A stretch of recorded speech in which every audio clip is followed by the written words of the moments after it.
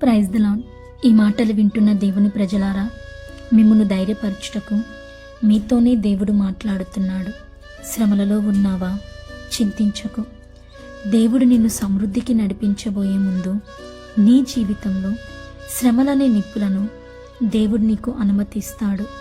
Bible గ్రంథంలో కీర్తనలు 40వ అధ్యాయం 17వ వచనంలో, నేను శ్రమల పాలై దీనుడనైతిని, ప్రభువు నన్ను తలంచుకొనుచున్నాడు.